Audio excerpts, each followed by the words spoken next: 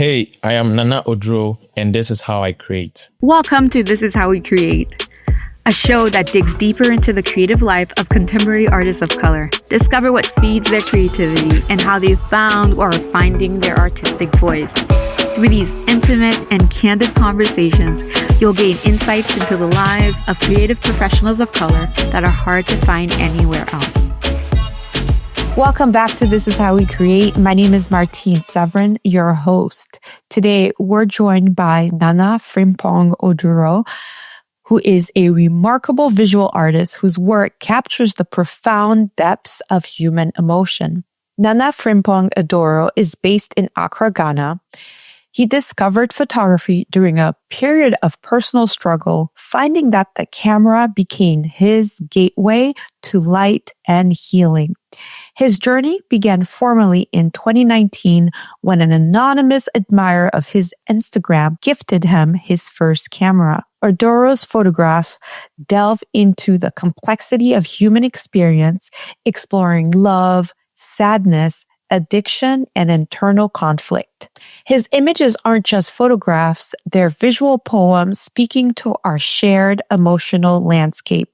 As he tells it, my art is a way to bring feelings and emotions to life. I feel like a vessel used to create this art. The creator lives both inside and outside of me. I'm simply here to communicate what needs to be said. Nana, welcome to the show. Thank you very much.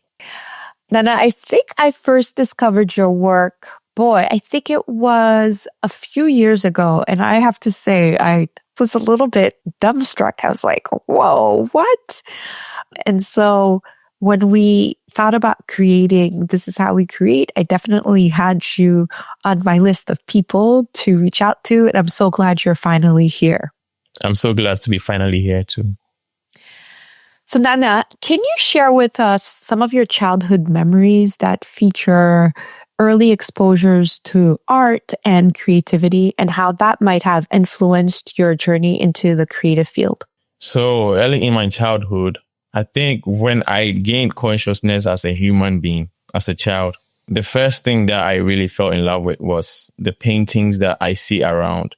In Ghana, when you come to Ghana, you mostly see people paint their shops. Sometimes they make art on the shops, like with different forms of art and different forms of businesses. That was what used to be done those days. So it was something that I told myself that I can do too. So I just started drawing on a piece of paper. When I go to school, I just draw. My imaginations were just all over the place. I used to draw angels a lot when I was young and drew animals. And I was always excited when it was art period, when I'm supposed to draw. So I think that's when I just realized that I have this gift of art. So in some of the research I did about you, it sounds like architecture was initially your way of thinking how you could access the creative or a creative field. Can you tell us about why you thought about architecture in particular? Okay, I didn't think about it. I would say my uncles and my mom thought about that, and they were like, "Oh, since you are an artist, since you are good at making art, I think the best thing for you is going to architecture school because that's where there is a lot of money." You know, where we come from, they just think more of the money than what makes the child happy. So they were like, "Oh, don't do graphic designing, don't do BSc in fine arts," because that's what I wanted to do. I was being told from childhood that I have to be an architect. So that's what made me find the interest there. But when I went to architecture school, I really loved it because it challenges my mind. It made me go very deeper and realize that, I have a very great gift. That means that I can do a lot of things that relate to art. So was your thoughts that even in architecture school that you could potentially create art on the side? Yeah. I wanted to, apart from just being an architect, I wanted to design other things. I wanted to design furnitures. I wanted to design jewelries. I wanted to design anything, cars. That was what I thought I could do. I thought I could do other things except just being an architect. So it turns out you didn't end up becoming an architect because life had other plans for you. Yeah. Can you tell me the story of the dying tree and how this sparked this whole journey to photography? Yeah. On a vacation, I was just sitting under a tree, which was a dying tree. So I was just sitting there reminiscing and thinking about my life and how I could do something apart from being an architect, because I was really idle and I was on a long vacation and I wasn't doing anything. So then I started to check on how to take pictures with a phone and if it's possible. And I got introduced to other pictures that were taken on iPhones, other phones, and they were really good. They felt like they were shot on camera. So I Googled it. As soon as I saw all those things, I took my first self-portrait right there, and it became like an addiction. I started taking more and more and more and more. Can you tell me about how it felt when you took that first photo? So bring me back to that day when you done a little bit of research and now you've taken your first photo. How did it feel when you were taking the photo? What were some of the feelings going through your body? Place me at the point when you were pressing the shutter and when you were experimenting. Tell me that story. So it felt surreal because I didn't believe that I could make something like that with my phone. So I was really excited. So like the excitement made me started taking more. It's like the first time a little child tastes toffee. They want more. So that was the whole excitement. When I took it, I was just so excited. So I just went on to take more. And other people saw it and they were like, yo, you should take this thing very serious. I was like, really? Then it got me excited. The words of affirmation from people, it kept coming. Yo, you can add this to your architecture. You'll be great. I was like, this is like God talking to me. So I just took that personal and I was like, the voices are a lot. And if those voices are a lot, I'm going to just say it's God talking to me. So that was when I had to just go deeper and be like, okay, I want to grow in this and become better and better. Great. That was a really great answer that you provided to that first day. At what point did you start thinking about using yourself as a subject in your work? Was this a gradual progression, or was it just, something that came up to you, or was it something that just popped in your head one day? Okay. At that moment, I'm a very shy person, so I didn't know who to use for my art. But then when I look back to it, I think it was a really good blessing because it helped me get to grow gradually like a baby. So I started taking pictures of myself. So me doing that, I was using my own emotions to create the art. And it helped me actually understand how to create pictures that carry emotions and not just beautiful pictures, but pictures that carry emotions and they say something meaningful. So that was how I started because I didn't have anybody to use. So I wanted to practice with myself. And since I had nothing, I had to use me to do it. So I just had to go like that. Oh, that's really beautiful. I think sometimes people feel limited by what they don't have, and they don't always start thinking about what they do have, right? They have themselves. And I love what you just said. I'd love for you to walk me through when you have an idea. I guess I'm really interested in what does the creative journey look like from the idea to the execution of the idea. Can you walk me through that? Okay. So it's very tricky because sometimes I get the idea in my room and sometimes I get the idea when I am actually getting ready to take a picture. So most of my ideas come as imaginative and not words. So I see it in my mind, and however I see it is however I try to make it possible to come out. So my ideas just come to me like flashes of images. I don't think about it. I just sit down and it just come to me. Is it more like a movie, or is just an image, a complete image? And so then you proceed to execute the complete image. Yeah, it's a still image. It just comes like an image and that's it.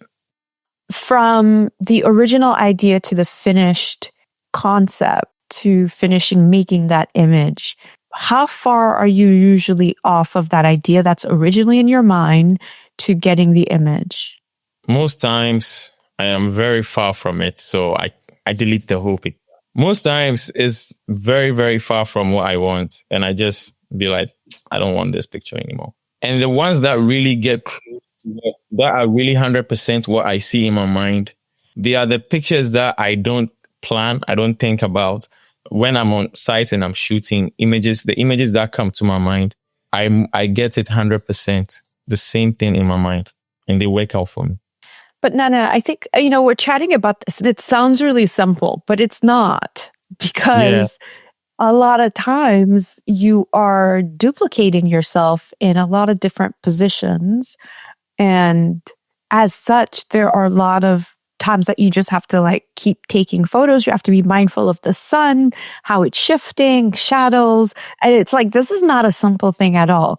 So walk me through some of your favorite tips that you've learned in terms of creating these fine art pieces of work in which you are the subject and you are communicating with us emotions and communicating a story to us. Okay, so the thing is that recently, most of my shoots I do are with my friends. So when I duplicate it, it's because, like I said, I use what I have to create what I see. So the duplication comes from the fact that some of the pictures, I wish I had about 1,000 people or 20 people there taking the picture with me. But then if I have one person, I'm still going to make sure that I use that same one person to create whatever I see in my mind. So I'm assuming that you use a tripod. No, I am the human tripod. So my friend is the model. Sometimes I go with just one person. Sometimes I go with two people. And we make sure that we kill it before we come home. Mm-hmm. And how long does that usually take you? Sometimes 30 minutes, 45 minutes. The most will be an hour.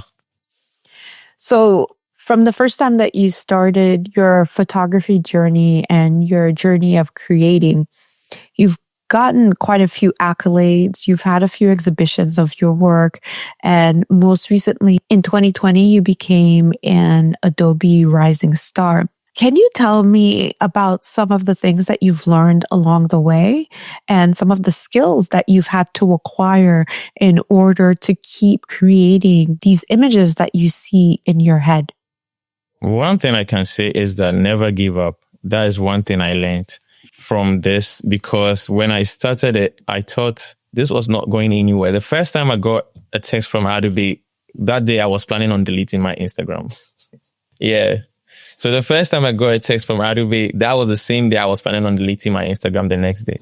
I just wanted to go off for some time. But then as soon as I got the message, I'm like, wow, there's a higher force that doesn't want me to stop this. So I just went on with it and I'm like, okay, it looks like this is something that means a lot, not to me, but whoever gave me this gift, it means a lot to this person. So I was like, I'm going to make sure I grow in it. I'm going to water whatever I have in me.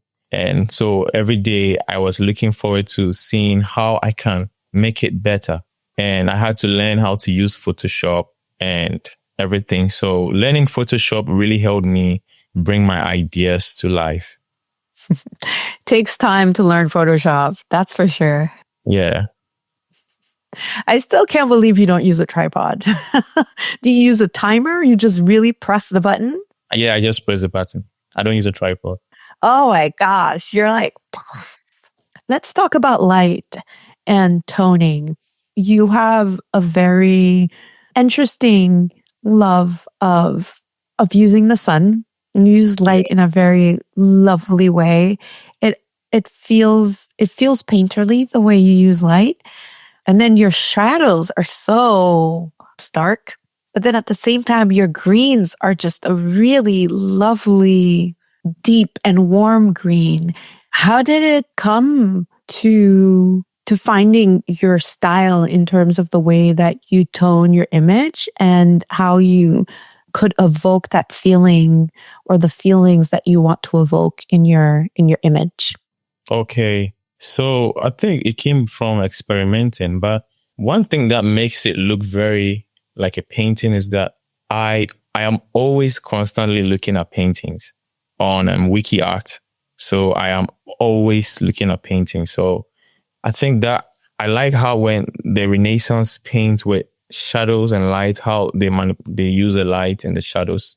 So I really kind of learned from that. But when it comes to the colors I use in terms of the grading, I don't know how that idea just came. It just came to me to just try and use like a dark blue tone or greenish dark tone. So when I did it, I personally, when I'm creating, I don't feel it. I'm just creating. I don't see what people see, how people say, oh, this is good. But when I did that one for the first time, I'm like, wow, this is hitting me. So I'm like, okay, I'm going to go like this. And I started going there. But I still experiment with other edits. But I'm still kind of in love with how I feel when I use that kind of tone. It took me a while to figure it out too, in terms of what my toning would be, because I think at first I was like, what do you mean by toning? It's just an image. But then when you do start toning it in certain ways, then there's something that happens, like everything just clicked. And like you, with my imagery, I wanted to create a tone that was linked to a particular feeling that is also embedded in the vision that I have for my photography, and for my creative work. So it's really nice to hear you describe yours that way. All right. So at this point, I really would love to hear about what your family feels or what they think about what is suddenly happened in your career, because you're doing a creative career. You're no longer doing architecture. You're not doing graphic design, though with composition, you are indeed using the tenets of graphic design. So tell me what they think about how you've blossomed. Ever since they saw everything, the way everything came out, they've been super supportive. Like they push me to go harder and harder. Like they are always challenging me to do better. My sisters are always saying, I need to grow. I need to read more. I need to learn more. I need to add more things to it. Like they are forcing growth in me and I really love it. But my mom was my first supporter. I was telling her, she was the reason I posted, because I was really nervous to post my first work. And she was telling me that if I want to do something, I should just do it and I shouldn't think of the outcome because I have nothing to lose. And I just posted it and that was it. So since then, they've been really, really supportive. Now, what does better look like for you? So you just mentioned that you're being encouraged to better yourself. What does that mean and what does that look for you? For me, better is a form of growth. It's like, if I'm like this, I want to see myself become like this. You get what I'm saying? So like, I'm going to use a plant as an example. So a plant can't stay down forever. It has to grow. And to me, that is better. So I want to see growth in my works. I want to see growth in my ideas. I want to see growth in even my editing and toning. That is what makes me feel like, okay, I'm doing better. I don't want to be stagnant. I want to see growth. It's a little bit of what we all want, because as creatives, can you imagine if we were all stuck in the same place where we started? So what are some of the things that you learned about this whole process that's been a little bit unexpected, things that you didn't think that would be important, that particularly are really instrumental to your journey? Yeah, I think one thing I have learned in my journey is that creatives should there is an ego, and it's like we want to always do something new that no one has ever done. But I don't think there is something new that no one has ever done. So I realized that inspirations can just come from looking at another person's artwork, and you just do something different. Yeah. So that's one thing I've realized, that if you're creative, you're going to stop yourself if you're always telling yourself, oh, I don't want to look at anybody's work. I don't want to do this. I think you should be open. You should be very receptive to absorb every other thing that you see, and it's really going to create something new in you. That is what I have realized, because there's nothing new. There's nothing new under the sun. But I guess the newness comes in how we interpret what it is that we know. how we interpret Yeah. the world. Yeah. So I have 2, potentially 3 questions for you. So All right. one of the questions I have is, I can imagine that we have people who are listening to this episode and they're thinking about, okay, so yeah, this guy's a photographer. What makes his work so singular? What makes his work so different than what other people have done in the past? And I guess I know why I love your work, because it is so fresh. It features the Black body in ways that we haven't seen it before. Your use of surrealism is linked with your influences from Renaissance paintings, as you mentioned. How would you describe your work? Let's say someone were blind and they'd never seen your work before. How would you describe it? I will describe my work as, this is a challenging question, but I think the best thing I'll say is that my works are emotions brought to life. My works are an intuition brought to life. That is what I'm going to say. I'm going to say they are the deepest part of my subconscious, like mind. And this is what I have brought to life. So in general, I'll just say these are emotions brought to life. Through the use of the human body. Yeah. How has your understanding of success or your idea of success changed over time? For me, my idea of success was, let's say if before was that if I set a target here, this far, if I have to get there before I realize that I am successful. But now I realize that every milestone, every little achievement is a sign of success. For like people just even telling you that your works made them cry, it made them think about themselves, it makes them look at themselves, and it makes them understand themselves, it makes them feel understood. It feels like I have accomplished something when people tell me that. Like someone buying an artwork feels so great. It means a lot to the person, because there are some works that I don't like, even when I post them. But the way people react with it, it feels like, wow, this is not for myself. I'm doing this for these people. So that is very successful to me. Like every little milestone is something that I've started to be grateful for, because those little things are what have made me who I am today. That's beautiful. Nana, what is next for you? What do you have coming down the road?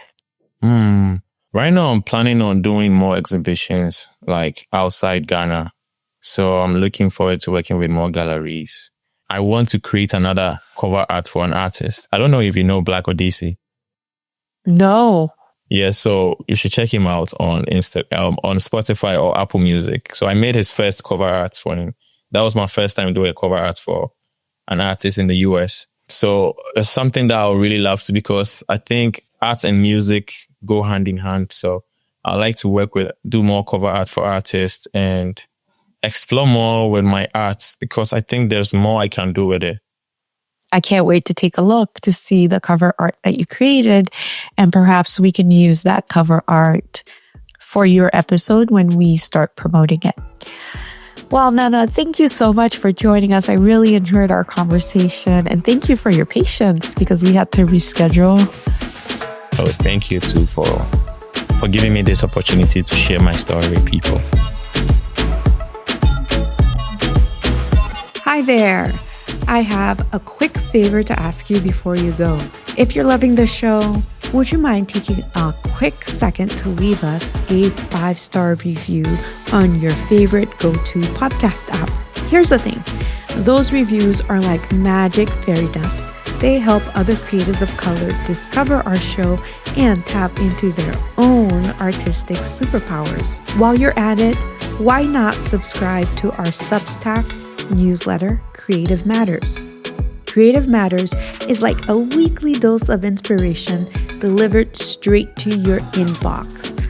You can find the link to subscribe in the show notes. All right, that's all that I have for you today. I can't wait to see you on the next episode. Bye.